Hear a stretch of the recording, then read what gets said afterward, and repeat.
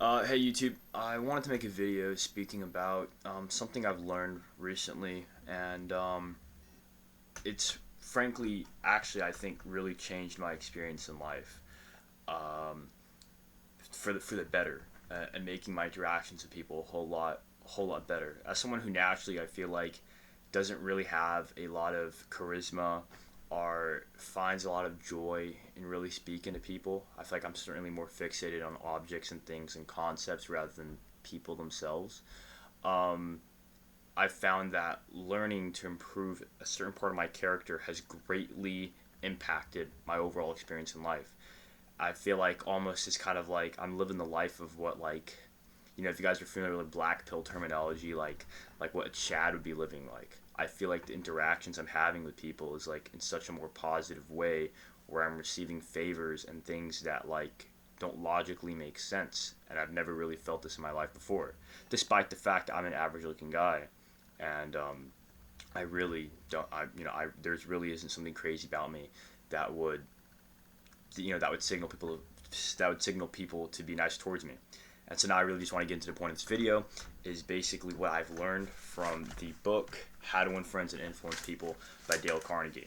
Now, I'm not even done with this book yet, but applying the stuff I've learned from this book into other parts of my life, into like my interactions with people, has greatly improved it. From like an example I have is like I was walking around my campus, and there were these people holding up posters for something, and I went over to check it out just for curiosity, and they were selling food. But chance, sorry guys, I have a bit of a cold. And I was just generally I was just curious about what they were doing, and so what I did was I just asked them, hey, what is this, and instead of what I would normally do was I would simply just ask them, and if I didn't find it to be entertaining within like the first 30 seconds or of any value, I would simply be like, oh shoot, I forgot, I have a meeting, I got a dip, and I would simply leave, like with most conversations that you have like on the street. But with this, I have more patience. I force myself to have more patience because I'm applying some of the principles I've learned from Dale Carnegie, and one of those is that you can always learn something from everyone, even if there was someone below you. And I'm not saying these people are below me. I'm just saying like I could even learn something from a homeless person. And I stood there and I forced myself. I wasn't really that interested in what they were doing, but forced myself to be genuinely interested in them and their cause and what they were doing. And it was so weird. They were selling out cookies, and they were like, "Hey, would you like to buy a cookie before I left?" And I was like, "No, I'm sorry, I don't carry cash for me." And they're like, "Oh, it's okay, you can have one." And I don't. Maybe this is normal, but I've never had something like this happen to me in my life, where like someone was like selling things, and then they just like give it to me for free, even though I clearly say I don't have money or the means to buy it. Another situation was in the dining hall with the dining hall staff is with the people in the dining hall staff. A lot of the students have a very transactional relationship with them. It's basically like, oh, thanks for giving me food, putting food on my plate, and whatever. It's like, whatever. Like, none of the students even know their names. I don't know why they don't put name tags on the dining hall staff. However, I've applied some of the principles learned from this book into my interactions with these people, and I've gone out of my way to simply just ask them how they are, how they're doing. Please focus. Whatever. How they're doing, if they're enjoying their weekends, and simply what are their names. And now I've turned a very transactional relationship with people who are in a more subordinate, please focus, with people who are in a more subordinate position to me, into something that is so much more personal, and something that goes beyond simply their jobs and gets rid of the monotony. Because if you really think about it from their perspective, they're just going around the jobs, they're serving students who don't really care who they are, and then one student comes along and just asks them how they are in a seemingly genuine way.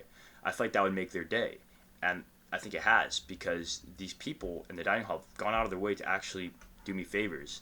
In the dining hall, you're not allowed to get more than like 3 patties on a burger, and since I'm just trying to eat more, gain weight, I've been asking for that. And initially they were like, "No, I'm sorry, we can't do this." The lady literally told me, I'm sorry, I can't do this. I go back and she's like, "Oh, I'll just make you double." I go back and it's a triple. And it's like weird. I'm like, I thought she just told me. I didn't bring it up because I was like, okay, thank you. And as I was leaving, she was like, "Hey, what's your name?" And I was like, "Ali." And then, her name's Amanda, and I was like, thank you so much, Miss Amanda. I know you didn't have to do this. She's like, no, it's my pleasure. And it was very odd to me, like how people would literally break the rules of like what you can do at the dining hall grill just to like do me a favor, and like they were receiving nothing for it. I didn't do anything to them, and it's very interesting. Um, and it's kind of funny. A lot of like these small examples. Not all of them are coming to them. I just want to make this video short and give just just very short few examples. How a lot of these are pertaining to food, but really like my only human interactions I really have is like in academia, like in my classes, with food and like lifting. Like these are really the only things I care about, like my grades, lifting, and that requires food, of course. But even with my TAs, I actually bring this up very shortly. One of my TAs was basically finished for the day doing his discussion sections, but I had asked him if he could meet with me to help me out with my essay. This is just this Friday. And normally, like, he's gone. He's typically gone to conference. Like, I know he leaves, but I asked him for a favor, and he went out of his way to do this for me. And personally, if this is me, like, I wouldn't do this for a student. But I feel like he did this for me because, yeah, he is a nice guy, but because I went out of my way, and like I said, applied the principles in this book to my relationship with him, so that I turn a transactional relationship where he just grades my papers and we have discussion section together, and something that's so much more personal, where I ask him, is he planning to go back to, I'm not going to say the country, his home country for the break? How's his family? Does he have any other hobbies? I think, he's in the soccer or Premier League or something like that. Just things like that, things that are beyond what is normally being taught. And now getting into this book, I want to read out just a short excerpt of this passage that I feel like shows just how true and how great this book is. What I want to say is, starting here, is in chapter 4 of How to Become a Good Conversationalist is, for example, I met a distinguished botanist at a dinner party given by a New York publisher. I had never talked to the botanist before, and I found him fascinating. I literally sat on the edge of my chair and listened while he spoke of exotic plants and experiments in developing new forms of plant life in indoor gardens, and he even told me astonishing facts about the humble potato. I had a small indoor garden of my own, and he was good enough to tell me how to solve some of my problems. As I said, we were at a dinner party. There must have been a dozen other guests, but I violated all the canons of courtesy, ignored everyone else, and talked for hours to the botanist. Midnight came. I said goodnight to everyone and departed the botanist, then returned to our host and paid several flattering compliments. I was the most stimulating. I was this, I was that, and he ended by saying I was a most interested conversationalist. An interested conversationalist, why I had hardly said anything at all. And I really think this summarizes the book well, in that I think reading this book, just half of it literally, has made me so much of a better conversationalist and has made me so much more likable. And honestly, I think I'm a pretty naturally just like an unlikable person. I'm a very critical person of everyone, including myself. And my perspective of myself is something I unfortunately portray onto others, and some people may consider that toxic. However, through, like I said, applying the principles of this book, I've become, I feel like, it's so much more likable person. Like, I feel like I'm living the life of a Chad now, even though I'm not good looking. And just like how Dale Carnegie experienced through simply just being a good listener and caring about the other person, just faking caring about the other person and hearing them speak and learning from them and acting as if they're superior to you, even your subordinates, people who are serving you. Doing things like this can take you a long way. And it honestly seems like common sense, like now that I read it. And a lot of the stuff in this book is like common sense. Like there's a lot of people that I know, and I'm sure you guys know that are watching this, people have amazing charisma. But these are some things that these people just naturally developed over time. It's just a natural talent they have. And I feel like for other people like me, this book is great because even though we know that we should be doing these things, it is just kind of difficult, and we oftentimes don't think it's very worth it. However, even though like I pursue having a career in something that doesn't really require human communication, this book is most certainly worth it.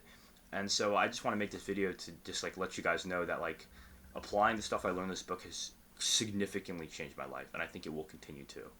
And I think that you guys could apply the lessons learned in this book to your own lives, to just improve your lives and improve yourselves, so that you can have better experiences with other people. Because even though people like me may not really want to be surrounded by people or be reliant on people, we live in a world that's dependent on other people, and we depend on people, and people depend on us eventually.